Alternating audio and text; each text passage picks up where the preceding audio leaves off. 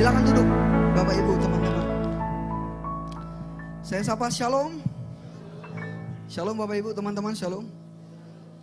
Lebih banyak anak muda ya, berarti mungkin, oh ya, tetap aja. Shalom teman-teman Bapak Ibu semua. Puji Tuhan, pertama-tama tentu saya berterima kasih sama Tuhan Yesus untuk kesempatan ini. Dan juga tidak lupa berterima kasih kepada Pak Gembala, Ibu Gembala, dan semua rekan pengerja pelayan semua untuk memberikan kesempatan pagi, sore hari ini maksudnya. Ini pertama kali dikasih kesempatan sharing di ibadah raya di tempat ini. Kalau sebelumnya mungkin ibadah youth, mungkin teman-teman yang youth sudah berapa kali ya kita berjumpa saat saya sharing. Tapi ini pertama kali. Ya sekali lagi terima kasih untuk Bapak Ibu semua, teman-teman di tempat ini, untuk tim PW juga teman-teman, terima kasih banyak. Mungkin sedikit perkenalan, nama saya Daniel Davin Farrell Simanjuntak, dipanggil Davin aja. Simanjuntak, kalau ada sini Simanjuntak Kota Gaul Siahaan, kita bersaudara dalam adat, tapi kalau dalam Yesus semua bersaudara, amin. Mari kita pulang. Oke, itu aja, singkat aja saya rasa perkenalan. Nanti kalau ada yang mau lebih kenal lebih lanjut boleh hubungi nomor di bawah ini. Aman ya Bapak Ibu, teman-teman. Oke, karena hanya diberi waktu sekian menit, semoga saya bisa menyelesaikannya tanpa ngaret. Kita akan sharing sebuah kebenaran firman Tuhan dari kisah yang mungkin banyak teman-teman, saudara, Bapak Ibu yang sudah tahu. Tapi mari kita kaji, kita kulik lagi bareng-bareng supaya kita lebih mengerti. Boleh Kak bantu saya diklik judul atau Bapak Ibu lebih suka tema sore hari ini, boleh kita lihat. Apa? I don't care. Pertanyaan pertama saya, siapa yang punya wajah seperti ini? Ya, boleh lihat sebelah kiri kanannya dulu. Kira-kira buka masker boleh mungkin. Siapa punya wajah seperti ini yang mata memandang ke samping, lalu bibir bengkok? Enggak lah, dia ramah. Oke. I don't care. Aku tidak peduli. Nah Bapak Ibu, kalau kita tanya orang, atau kalau saya tanya teman-teman Bapak Ibu, apakah sikap ketidakpedulian itu bagus? Pasti kebanyakan jawabannya tidak bagus, benar ya? Yang bilang gak peduli itu bagus, sikap gak peduli. Cuek, gak peduli. Ada? Saya jamin gak ada. Kebanyakan orang pasti bilang, aduh itu gak bagus. Yang bagus adalah sikap peduli. Care terhadap sekitar, orang, teman-teman, saudara, apapun itu.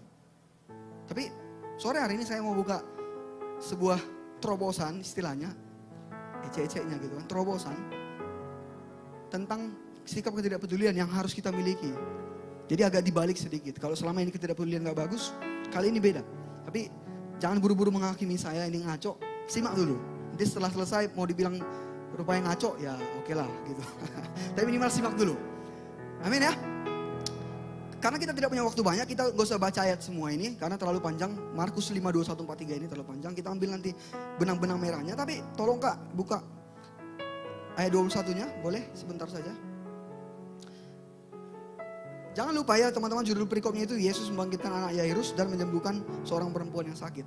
Oke, karena mungkin ada yang punya Alkitab sendiri, kita baca aja masing-masing ya. Saya baca depan ini ayat 21, Bapak Ibu teman-teman. Sesudah itu Yesus menyeberang lagi dengan perahu. Orang banyak berbondong-bondong datang lalu mengerumuni dia. Sedang ia berada di tepi danau. 22. Datanglah seorang kepala rumah ibadat yang bernama Yairus. Ketika ia melihat Yesus, tersungkurlah ia di depan kakinya dan memohon dengan sangat kepadanya. Anakku perempuan sedang sakit, hampir mati. Datanglah kiranya dan letakkanlah tanganmu atasnya agar dia tetap hidup, supaya dia selamat dan tetap hidup. 24. Lalu pergilah Yesus dengan orang itu, Yairus tadi. Dan orang banyak berbondong-bondong mengikuti dia dan berdesak-desakan di dekatnya. Oh, terima kasih Kak, sudah tampil. Itu kira-kira ceritanya. Poinnya dari situ berangkat, teman-teman, Bapak Ibu. Boleh Kak kembali ke slide? Nah, kita karena nggak sempat baca, makanya saya buat sini benang-benang merah dari kisah ini sebentar saja supaya kita mengerti. Semoga kita bisa cepat. Nah, yang pertama, teman-teman, Bapak Ibu, saudara terkasih, yang terjadi adalah anak Yairus, seorang kepala rumah ibadat, kenapa? Sakit, terima kasih. Sakit lalu dia datang kepada Yesus. Dia minta tolong, guru tolonglah anakku ini sudah sekarat. Mampirlah sebentar, tumpangkan tangan, aku percaya dia akan pulih, kata Yairus. Lalu Yesus, tentu dia guru yang baik, Tuhan yang baik, yuk mari, kata Yesus, kita ke rumahmu. Boleh Kak klik Kak? Abrakadabra. Makasih Kak. Lalu benang merah yang kedua, Yesus yang sedang menuju rumah Yairus. Saya buka kurung, apa teman-teman Bapak Ibu? menyempatkan. Ngapain? Menolong seorang perempuan yang pendarahan berapa tahun? Kalau nggak salah, cerdas. Rupanya di sini ahli Alkitab semua berarti. 12 tahun. Sudah berobat kemana-mana, nggak mempan. Habis uang, nggak sembuh. Akhirnya dia mencoba dengan iman menarik jubah Yesus. Dan karena Yesus ditarik jubahnya, dia sadar, siapa itu katanya. Lalu dia tahu ada perempuan yang sakit. Lalu di sini Yesus menyempatkan. Saya tulis sih teman-teman, Bapak Ibu, situasi itu genting. Yang saya maksud genting, yang kita maksud genting adalah keadaan anak Yairus. Sudah sekarat toh, itu genting sekali, emergensi sekali. Tapi Yesus menyempatkan untuk menolong perempuan yang pendarahan 12 tahun. Itu ada di ayat 25-34. Nanti kalau mau baca selengkapnya di rumah silakan Bapak Ibu, teman-teman. Bolehkah bantu? Ini benang merah yang kedua, lalu yang ketiga. Baru aja setelah selesai membantu perempuan tadi, apa yang terjadi? Maka saudara Yairus datang kepada dia. Sudahlah Yairus, anakmu sudah tiada. Apalagi gunanya kau mengganggu guru? Apalagi gunanya kau merepotkan guru? Sudahlah, kalaupun guru datang sudah terlambat, Yairus. Ayolah kita pulang, mungkin guru punya urusan lain. Sudahlah, tinggalkanlah guru. Itu yang terjadi. Yairus diberitahu anaknya telah mengembuskan nafas terakhir. Dikatakan seperti itu. Itu sebuah kabar yang enak atau tidak? Tentu tidak bagi kita manusia toh. Walaupun dibilang ya pulang ke rumah Bapak, tetap aja ada sedihnya, benar ya? Itu realita, tidak apa-apa. Tapi apa yang terjadi? Yesus tidak terlalu menggubris kata-kata orang itu. Dia juga bilang ke Yairus, udah. Tenang, percaya, jangan takut. Hanya itu doang. Nggak ada penjelasan apapun, tidak ada lengkap seperti apapun, tidak ada. Hanya sudah, percaya aja, lanjut. Yesus cuma bilang gitu. Itu di ayat 39-40. Loh, kok udah ke sini? Adakah mujizat terjadi barusan? Di luar yang saya ketahui. Kak, tolong Kak, yang tadi Kak. Sudah dibocorkan kakak ini rahasia negara ini. Aduh, jemaat nanti, udah tahu aku selanjutnya. Katanya pula kan, gak seru. Makasih ya Kak. Nah, di sini saya tulis iya atau Yairus hancur hati. Tapi sekali lagi Yesus berkata, sudah, lanjut aja, jangan takut, percaya aja. Itu di ayat 35-36, nanti boleh dibaca lebih lanjut. Lalu Kak, boleh, ini baru diklik Kak. Terima kasih Kak. Lalu sampai di rumah, teman-teman, Bapak Ibu, Yesus hanya melihat. Oh tidak, anak ini belum mati katanya. Dia hanya masih tidur gitu kata Yesus. Itu kata Yesus. Cuman apa yang terjadi saya buat di situ. Yesus berkata bahwa anak itu hanya tidur dan tidak mati. Akan tetapi semua orang sepele. Dan yang terjadi malah gila banget. Diketawain. Itu ayat 39-40. Nah, itu benang merahnya. Nanti kita akan bahas juga ke sini. Tapi lanjut dulu Kak. Oke, nah jadi kalau kita tarik 5 inti dari cerita ini. Maka yang pertama adalah waktu momen tersebut terpakai untuk menolong perempuan tadi. Benar ya? Padahal si Yairus minta tolong duluan loh. Tapi sempat-sempatnya Yesus menolong seorang perempuan. Waktunya terpakai. Lalu yang kedua, anaknya sudah terlanjur. Terlanjur apa? Mati. Lalu yang ketiga, Yesus memberikan sedikit penghiburan tadi. Sudah percaya aja. Hanya itu. Tanpa penjelasan apapun. Lalu yang keempat, orang menyepelekan hal tersebut.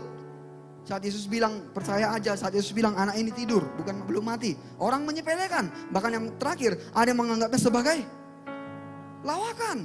Karena dibilang di ayat tersebut, orang-orang menertawai hal itu. Menertawai perkataan Yesus. Itu yang terjadi. Itu benang merahnya. Boleh Kak dilanjut? Kita masuk ke pembahasan utamanya Bapak Ibu. Tadi sekilas benang merah saja supaya tahu alur cerita dan latar belakang. Nah, ini perhatikan. Ia tentu, siapa ia? Si Yairus. Si Yairus tentu punya 1001 alasan untuk panik, marah, putus asa, depresi, galau. Semua punya alasan untuk itu. Benar ya? Saya buat di sini, dia bisa aja ngapain pertama Bapak Ibu? Teman-teman. Dia bisa aja menuntut Yesus. Terima kasih. Menuntut Yesus. Kenapa dituntut? Karena dia sempat-sempatnya membantu perempuan. Guru aku duluan minta tolong. Kok jadi dia duluan? Ibarat kalau kita di puskesmas. Nomor antrian kita. Ini Pak, nomor antriannya 02 ya. Makasih Bu. Lalu dipanggil 01. Sudah selesai. Oh berarti aku ini udah berdiri. Nomor 266. Mak, apaan? 02 ini Pak. Ibarat begitulah yang dialami Yairus. Dia harusnya antri nomor 1. Dia pelanggan atau pasien pertama Yesus. Tapi yang terjadi adalah yang nomor 2 datang, yang nomor 2 didahulukan. Maka dia bisa aja menuntut Yesus. Dengan keputusan Yesus tadi menolong perempuan itu. Bisa aja kalau dia mau. Kenapa guru? Kenapa dia duluan? Aku duluan minta tolong. Seandainya tadi nggak disempatkan nolong perempuan ini, anakku mungkin selamat guru. Ada apa denganmu guru? Bisa aja begitu. Bisa saja. Yang kedua, dia bisa aja depresi saat diberitahu anaknya telah tiada. Bisa aja. Diberitahu saudaranya, udahlah gak usah lagi ganggu guru. Udah gak ada anakmu. Bisa aja dia tersungkur di tanah. Lalu diajak Yesus, ayolah. Masih sempat itu. Gak mau lagi, mendele dan sebagainya. Diangkat Yesus gini. Udah itu. Begitu-begitu. Bisa dia depresi. Karena telat. Dari pikirannya, dari pikiran saudara-saudaranya telat. Anakmu sudah mati. Lalu yang ketiga, bisa aja dia menyalahkan Yesus. Karena seolah-olah saya buat tanda petik. Seolah-olah Yesus ngapain? Mengulur-ngulur waktu. Oke, tolong guru anakku sakit. Oke, siap. Rupanya ngulur waktu. Tolong dulu perempuan ini, ayo kita tolong. Mengulur waktu. Itu yang tampak di mata Yairus. Itu yang tampak di mata orang-orang yang berbondong-bondong ramai. Itu yang tampak di mata saudara Yairus. Yesus ini ngulur-ngulur waktu. Kalau nggak ngulur waktu langsung to the point. Gas ke rumah. Nggak ada itu terjadi. Kematian itu. Itulah menurut orang-orang di sekitar. Bahkan Yairus sendiri pun sedih mendengar kematian anaknya. Lalu yang terakhir, dia bisa ngapain? Menghajar. Menghajar siapa Bapak Ibu? Teman-teman? Mengajar orang yang ketawa. Nih bayangin begini ya, teman-teman Bapak Ibu yang terkasih, bayangin begini. Bayangin saya menjenguk si Rolando. Rolando adiknya sakit, punya adik bro. Nah adiknya sakit, kalau nggak punya biar ganti yang lain. Punya adik kan? Adiknya sakit, bayangin di rumah sakit. Mana ya, Mitra Medika lah contohnya sakit. Lalu saya datang, bro, udah berapa hari adikmu? 10 hari bro katanya. Baru saya lihat lah dia ke kasur.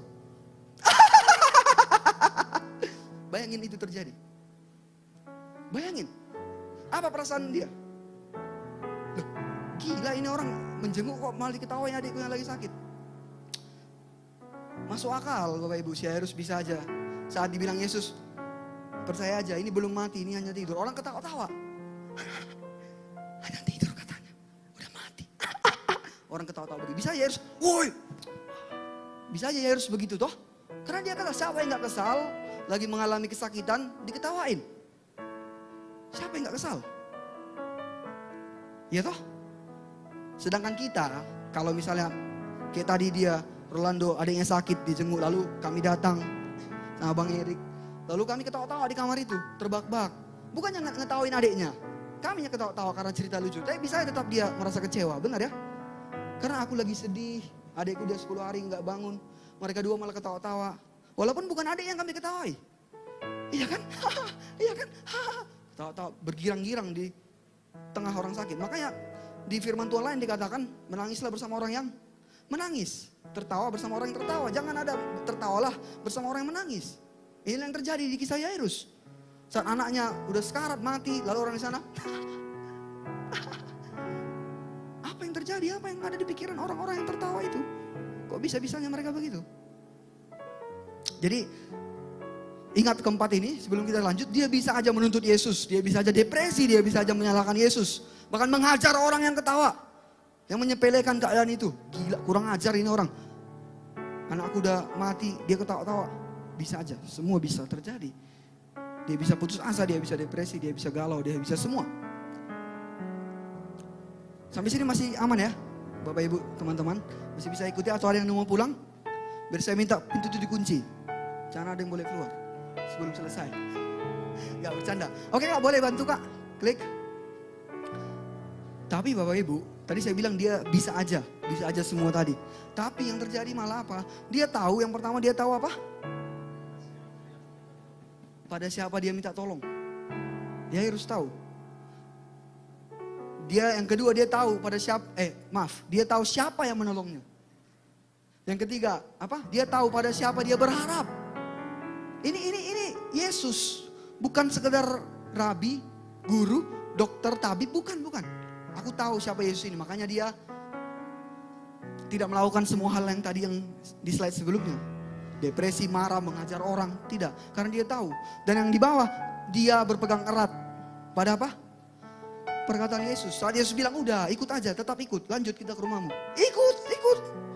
Gak ada seperti saya bilang tadi. Sekolah, gak ada begitu. Dia tetap ikut. Dia tetap pegang erat perkataan gurunya. Sang Mesias, sang Tuhan. Itu yang Yairus mengerti, Bapak Ibu. Maka saya buat di sini berikutnya. Boleh Kak? Bantu. Tadi apa judul kita di awal? I don't care. Kenapa saya bilang saya akan memberitahu sebuah sikap I don't care yang bagus untuk kita terapkan dalam hidup. Inilah Bapak Ibu. Maka karena Yairus, walaupun keadaannya mengancam, walaupun semua realita, orang menertawakan, orang menyepelekan. Tapi karena yang tadi kita bahas, dia tahu kepada siapa berharap, pada siapa minta tolong, pada siapa dia memohon, berpegang erat. Dia tahu semua, makanya dia bisa berkata, I don't care. I don't care. Yang pertama, I don't care terhadap apa? Apa yang realita tunjukkan. Yang realita tunjukkan adalah anaknya sudah sekarat.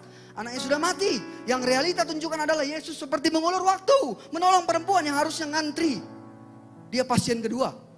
Itu yang realita ada. Tunjukkan di depan mata Yairus. Tapi dia berkata, I don't care. Dan yang kedua, dia bisa berkata, I don't care kepada apa yang orang katakan. Orang telat Yesus, udah telat Yesus. Udahlah, udah mati anakmu. Gak usah ganggu guru, udah telat ini semua. Udah terlanjur, sudah. Oh, tapi Yairus berkata, I don't care.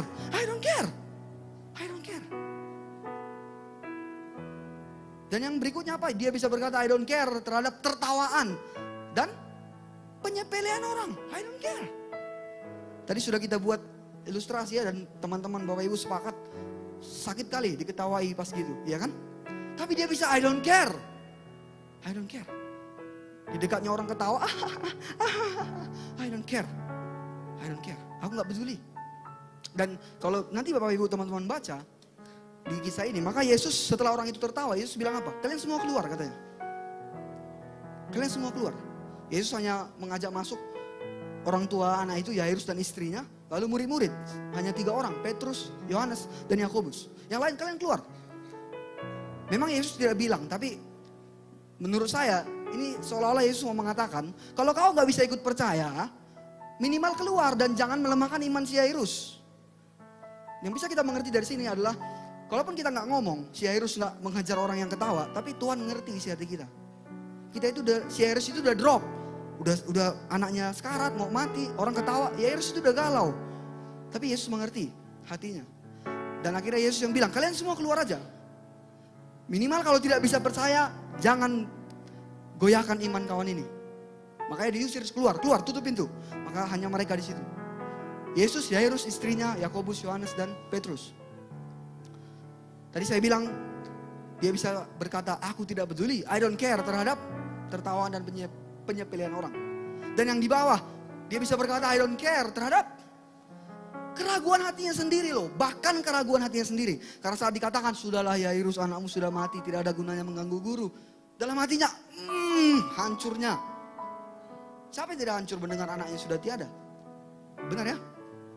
Tapi dia tetap bisa berkata, I don't care. Bahkan terhadap bukan cuma sekitarku, bukan cuma perkataan orang, tapi bahkan perkataan hatiku. I don't care. Dan sebelahnya terhadap pikiran dia atau logika dia. Dia bisa berkata, I don't care. Fokus, I don't care. Lalu saya buat di paling bawah Bapak Ibu, teman-teman. Kenapa dia bisa berkata semua I don't care terhadap perkataan orang, tertawaan orang, bahkan terhadap kegalauannya sendiri, kegelisahannya sendiri, terhadap realita. Kenapa? Karena dia tahu itu semua, realita tadi, ketawa orang tadi, penyepelean orang, itu semua itu tidak sesuai dengan maksud dan rancangan Tuhan Yesus. Sampai sini aman ya? Kenapa dia bisa berkata I don't care terhadap semua realita yang kejam itu? Diketawain dan semua. Kenapa? Kenapa dia bisa tetap fokus ke depan? I don't care terhadap kanan kiri. Karena dia tahu semua hal itu gak sesuai dengan maksud dan tujuan Yesus atau rancangan Yesus. Dia tahu. Yairus tahu. Nanti ada suatu hal yang menarik dari Yairus ini, yang sebenarnya agak menyedihkan kalau dibandingkan dengan kita. Tapi nanti coba kita akan ke situ. Jadi sekali lagi, sebelum kita balik slide lagi, dia bisa berkata I don't care. Karena dia tahu maksud tujuan Tuhan Yesus. Dia fokus ke situ doang. Tidak fokus kepada ketawa orang, tidak fokus kepada penyembelihan orang, tidak fokus pada keadaan yang nampaknya mengancam dan sebagainya. Amin ya? Ada amin? Kalau ditanya ada amin, jawabannya ada gitu. Ini sekedar intermezzo Bapak Ibu. Saya agak lucu. Bukan disuruh, bukan ganti sih, tapi lucu aja. Saya pernah sering mikir, loh kok kalau ditanya ada amin, amin ya. Bayangin kita pergi ke kedai, sedikit aja ya. Bi, ya nak mau beli apa? Ada bakwan Bi, bakwan. Kan kita gitu, ada amin, amin. Loh kok malah amin ya? Ada dong harusnya. Bi ada bakwan, ada kan gitu. Ini gak ada bakwan Bi, bakwan. Bro pinjam dulu pulpenmu, ada pulpenmu? Pulpen. Tapi enggak, itu intermezzo aja. Jangan diganti, nanti saya dimarahin Pak Gembala. Loh kok kenapa di jemaat mulai hari ini, mulai minggu depan? Ada amin? Ada. Kok aneh? Siapa yang buat ini? Ditanyalah Pak Penatua kan. Itu Pak yang minggu lalu itu. Oh, udah dicoret. Di blacklist saya dari sini. Gak, itu bercanda aja ya. Tapi ada amin. Amin, amin. Langsung diterapkan abang ini Pak. Saya sudah mulai terancam. Oke, kembali ya, kita fokus. Saya harap nanti pas pulang, apa inti khotbah tadi?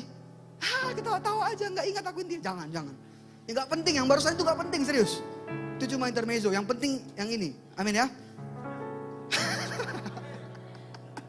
Oke. Slide berikutnya Kak, boleh? Kita fokus kembali. Maka yang terakhir adalah di kisah ini, boleh baca bersama Bapak Ibu teman-teman 1, 2 ya. Menjadi bukti bahwa penyerahan diri yang utuh kepada Tuhan tidak pernah sia-sia. Gak pernah. Yang sia-sia itu apa? Penyerahan diri sama Tuhan yang setengah-setengah, seperempat, 200/200. Itu. Tapi seperti saudara kita Yairus, penyerahan diri yang utuh tidak akan pernah kembali dengan sia-sia. Gak pernah. Lihat tokoh di Alkitab semua, lihat bukti satu pun. Cari kalau ada yang berserah sungguh-sungguh tapi sia-sia. Ada. Kalau ada, ya gak ada sih itu. Itu gak ada. Intinya gak ada. Kalau ada pula bilang, gak ada, itu gak ada. Sekali lagi penyerahan diri yang utuh. Apa? Tidak pernah sia-sia. Penyerahan diri kepada Tuhan. Itu terbukti di putrinya tertolong dan karya Tuhan nyata. Ayat 41-42 nanti kalau Bapak Ibu baca. Boleh Kak bantu klik? Nah saya mau memberikan penerapan kepada kita semua sedikit. Dalam hidup banyak apa? Gejolak apapun itu. Dalam aspek apapun, tidak harus seperti kisah ini, sakit penyakit, tidak harus, mungkin yang lain. Namanya manusia masih hidup di dunia yang penuh dosa ini ya pasti banyak masalah, benar ya? Tunggu nanti di Yerusalem baru gak ada lagi. Tapi nanti, kalau sekarang pasti ada lah. Jadi jangan berharap Tuhan, aku gak mau menghadapi masalah apapun sepanjang hidupku. Gak ada, jangan doa begitu, itu doa orang sesat. Keluar sekarang setan. Intinya itu doa orang salah, jangan bilang gitu. Yang benar adalah Tuhan mampukan aku melewati semuanya walaupun susah. Begitu doanya. Jangan, Tuhan hindarkan semua aku dari masalah, oke? Oke, gak ada. Itu bukan Tuhan yang jawab kalau bilangnya oke. Itu mungkin yang jawab hantu. Jadi sekali lagi dalam hidup banyak gejolak yang kita hadapi. Tak jarang itu semua memaksa kita untuk drop. Depresi, air mata, nangis, marah, kecewa, hampir putus asa dan sebagainya. Bahkan ada yang mau bunuh diri. Ini abang kita ahli dalam hal itu. Nanti kalau ada yang galau-galau boleh jumpai konseling. Bang aku mau bunuh diri bang. Boleh gak kasih alat yang paling cocok untuk melakukannya? Oh pisau deh. Janganlah. Maksudnya cari solusi gitu. Benar bang ya? Orang banyak yang sampai mau bunuh diri tuh. Ini baru melakukan firman. Ada kan? Tapi itu benar. Ada semua ini terjadi. Depresi, marah, semua. Tapi yang paragraf kedua saya buat, tapi kita harus tahu kepada siapa kita berdoa. Kepada siapa kita memohon. Kepada siapa kita berharap. Kepada siapa kita meminta. Kita harus tahu itu teman-teman, Bapak Ibu yang saya kasihi. Dan siapa yang menolong kita? Siapa dia? Yaitu Tuhan kita, Bapak Ibu, teman-teman. Kita harus tahu itu. Kalau nggak tahu itu, makanya banyak orang yang mengalami yang seperti yang di atas itu, depresi, galau, mau bunuh diri dan sebagainya.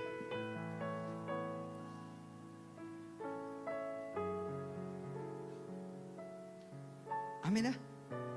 Saya melihat wajah white, masih lanjut rupanya Pak. Nyesal aku bahas itu kayaknya tadi. Oke. Itu Bapak Ibu. Sebentar saya lupa ini. Oh ya, 2 slide terakhir. Boleh Kak bantu? Terima kasih Kak. Nah, apabila seperti Yairus, Bapak Ibu teman-teman, seperti Yairus, apabila kita memahami dan menghidupinya, yang tadi slide sebelumnya, pada siapa kita berserah, minta tolong, berharap, memohon, maka apa? Maka kita bisa berkata, I don't care. Aku gak peduli terhadap apapun yang tampak sebagai realita yang mengancam, realita yang hancur, realita yang gak ada jalan keluar, apapun yang nampak sebagai jalan buntu. I don't care terhadap apa yang orang katakan kalau itu tidak sesuai dengan rancangan Tuhan dalam hidupku. I don't care. Siapa lu? I don't care. Lalu bahkan pada apa yang kekhawatiran tunjukkan atas masalah kita. Khawatir kali hancur ini, hancur. Tapi I don't care. I don't care. Kalau seperti lagu berkata, aku punya Tuhan yang besar katanya. Yang telah berjanji. Ya kalau lagu itu memang kita hidupi, I don't care. I don't care. Tapi masalahnya lagunya gak dihidupi, cuma enak nadanya. Ada AC-AC-nya, pemain musiknya tampan-tampan, cuma itu. Makanya pas pulang, nangis lagi. Karena tidak dihidupi lagunya, cuma nyanyi doang. Tapi kalau kita hidupi, kita mengerti firman ini. Lagu tadi, lagu itu ya dari firman Tuhan juga. Maka ini, I don't care. Bapak Ibu, saya mau katakan begini. Semua orang itu, tanpa terkecuali Tuhan kasih rancangan yang baik. Amin ya. Tuhan kasih berkat yang baik. Semua orang tanpa terkecuali. Tapi masalahnya, ini sudah sering dikatakan para pengkhotbah lain, hamba Tuhan lain. Tapi masalahnya, respon kita yang menentukan itu bisa terwujud atau tidak. Karena banyak orang yang mungkin dia pertama-tama ikut Tuhan, dia jalannya jalan langkah tegak maju, lebar-lebar seperti ini. Tapi mulai di samping ada berkata, alah, apalah kau ini, mulai pendek langkahnya. Sambil melihat orang yang ngejek itu. Mental healthku terganggu. Lalu di sebelah kanannya ada berkata, aduh kau gak akan mampu itu. Mana ada, kau kayak gini, udah apa, ekonomi susah, gak akan bisa kau meraih rancangan Tuhan atau mimpimu, bla bla bla. Lihat kanannya, makin pendek langkahnya. Terakhir selalu dia perhatikan kiri kanan, maka akhirnya dia berhenti langkahnya dan tidak berhasil mencapai yang Tuhan maksud. Itu yang terjadi. Jadi jangan saat ada orang yang hancur hidupnya lalu, kok Tuhan gak adil sih? No, bukan itu. Bukan itu. Ada orang yang tidak meraih apapun, tidak berkembang sama sekali dalam hidupnya, lalu menyalahkan Tuhan. No, bukan itu. Pikiran begini, seandainya Yairus tadi seperti saya bilang, setelah dikasih tahu anaknya mati, lalu dia sudah duduk di tanah, ngambek, tidak mau jalan lagi. Apa yang terjadi? Ya sudah, tamat cerita itu. Tapi tidak, dia maju terus. Dan di kiri ada yang ketawa, di kanan ada yang menyepelekan, di atas ada yang gak ada sih. Di kiri kanan lah, di kiri kanan. Semua orang menyepelekan, tapi dia, I don't care. I don't care, aku maju aja. Karena aku tahu siapa aku minta tolong, sama siapa aku berharap, aku memohon sama siapa, sama Tuhan Yesus. Simple, kata Yairus. Jadi secara tidak langsung melalui teladan dia, Yairus mau ngomong, simple loh, saudara-saudara, kata Yairus. Fokus aja, fokus. Fokus ke depan begitu.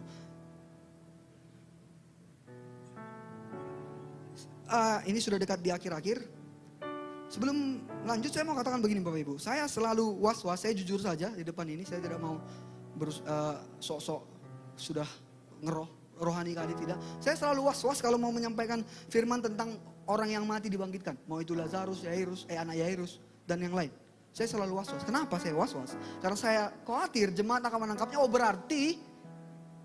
Jemaat akan menangkap. Oh berarti nanti kalau mama saya sudah berpulang, saya bisa memohon sungguh-sungguh pada Tuhan. Pasti akan hidup lagi. Ini buktinya Yairus. Saya takut jemaat menangkap begitu.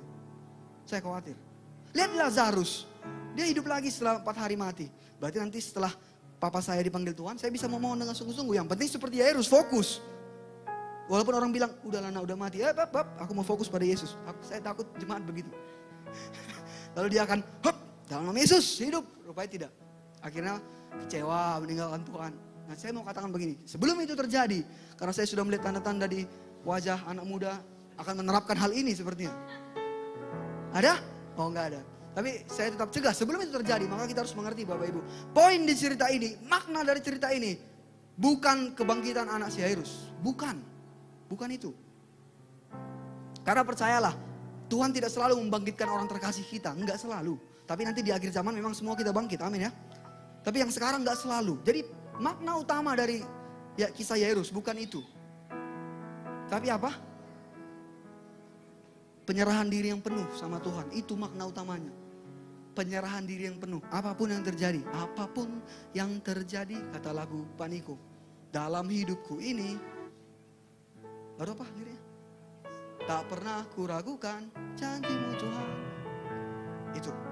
Jadi makna kisah ini bukan anak yang bangkit, bukan. Tapi penyerahan diri bapaknya, si Yairus, kepada Tuhan yang full. Karena begini, saya mau bilang begini. Tuhan mungkin tidak menolong kita dalam konteks anak kita dibangkitkan dari kematian. Mungkin tidak, tapi banyak pertolongan lain yang Tuhan sediakan. Dan itu bisa terjadi kalau kita tetap fokus kepada Tuhan. Dan berkata, I don't care terhadap yang lain. Dan berkata, aku gak peduli terhadap apapun yang mencoba menghalangi rancangan Tuhan dalam hidupku. Itu baru bisa terjadi. Jadi sekali lagi jangan fokus di kebangkitan anaknya itu.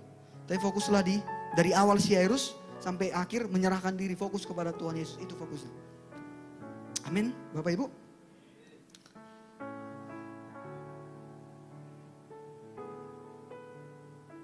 Kenapa pada ngeliatin saya? Ada yang lucu dari saya? Atau sleting saya terbuka? Oh enggak ya. Kacamata saya Pak, ada apa Pak? Nah Bapak Ibu, setelah ini nanti saya tutup dengan satu kalimat di slide terakhir. Tapi sebelumnya saya mau izinkan saya menyanyikan sebuah lagu. Bang. Ini lagu ciptaan kami sendiri dan puji Tuhan, Tuhan izinkan ini menjadi single pertama kami dan sudah rilis. Kalau Bapak Ibu mau dengar nanti, siapa tahu berkenan, diberkati pula, boleh dibawakan di rumah pas doa sendiri dan sebagainya. Judulnya itu Tiada Kata. Ini bercerita tentang apapun yang kita lakukan itu nggak akan menandingi karya Tuhan dalam hidup kita. Apapun itu. Saya akan nyanyikan rapnya aja. Nanti kalau Bapak Ibu mau dengar, teman-teman mau dengar, boleh buka di YouTube ataupun Spotify ataupun dimanapun teman-teman dengar lagu. Judulnya Tiada Kata, bandnya, nama band kami EPC Worship, EPC Worship. Itu masih single pertama.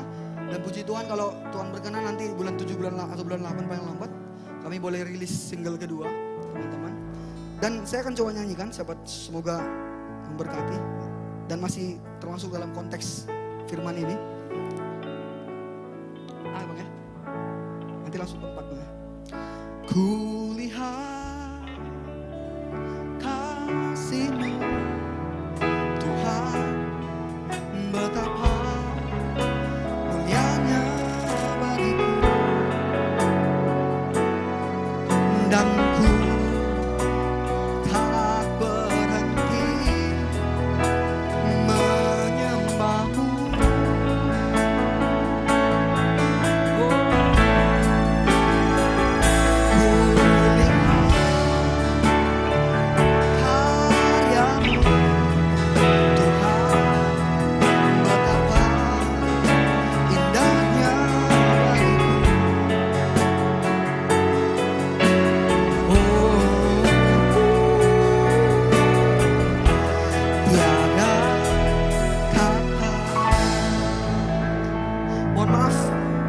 Saya tidak bagus karena di band tersebut saya bukan vokalis, saya main gitar. Tapi ya saya nyanyikan aja lah, nggak apa-apa. Jadi harapan saya berkenan teman-teman di sini boleh ya dengarlah, biar agak nambah sedikit, disupport lah. Karena kami masih single pertama, masih sangat kecil, masih sangat merintis. Band rohani yang masih sangat merintis di Medan ini. Kiranya boleh dukungan Bapak Ibu semua. Maaf saya bukan jualan, karena kalau saya jualan Yesus marah nanti. Jualan di bait Allah. Saya promosi juga ya. Sama Pak ya, aduh. Enggak, saya cuma beritahu, siapa tahu terberkati. Siap, makasih Pak. Sekali lagi, Tiada Kata, EPC Worship. Nah, itu berhubungan ke sini, betapa karya Tuhan itu tak tertandingi. Walaupun apapun kita berikan. Kata-kata apapun, penyembahan apapun, karya apapun. Gak ada itu, gak ada. Gak ada tandingannya. Sama kebaikan Tuhan, karya Tuhan. Maka kita kembali, Kak boleh yang terakhir, slide terakhir. Saya tutup dengan satu kalimat, boleh dibaca bersama Bapak Ibu, teman-teman, 1, 2 ya.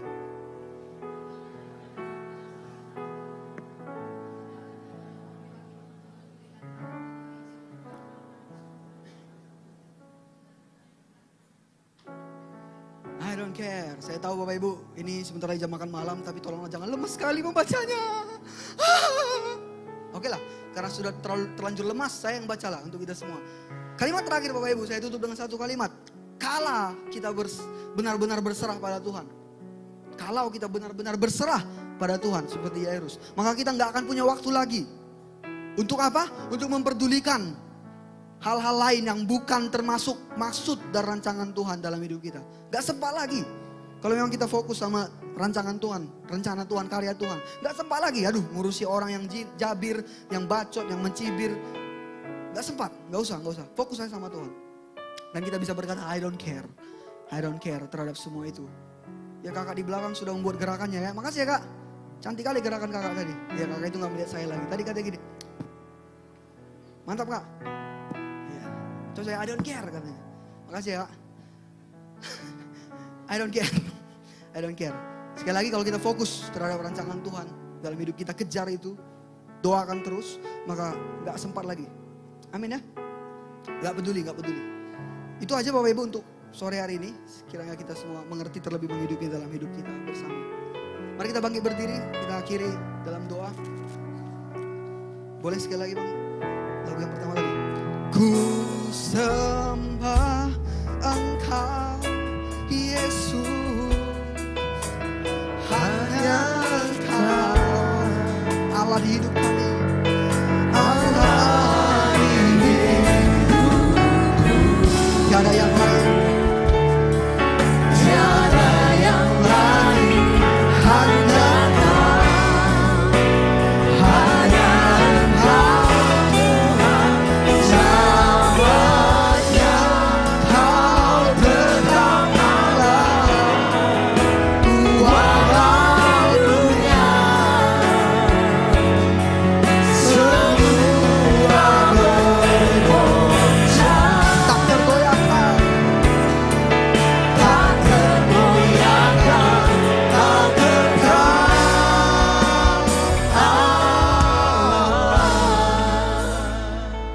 berdoa. Bapa, kami bersyukur dan berterima kasih buat firman yang telah Kau sampaikan melalui hamba-Mu yang tidak ada apa-apanya ini Tuhan. Dan biarlah kami mengerti, ajar kami ya Roh Kudus untuk terus mengerti dan terlebih dapat menerapkannya, menghidupkannya dalam setiap hidup kami. Amen. Supaya kami terus berserah, fokus kepada rancangan Tuhan, bukan fokus kepada di sekeliling kami yang menjatuhkan, yang mencibir dan semua yang negatif. Tapi biar kami fokus terhadap rancangan karya Tuhan dalam hidup kami yang sungguh luar biasa.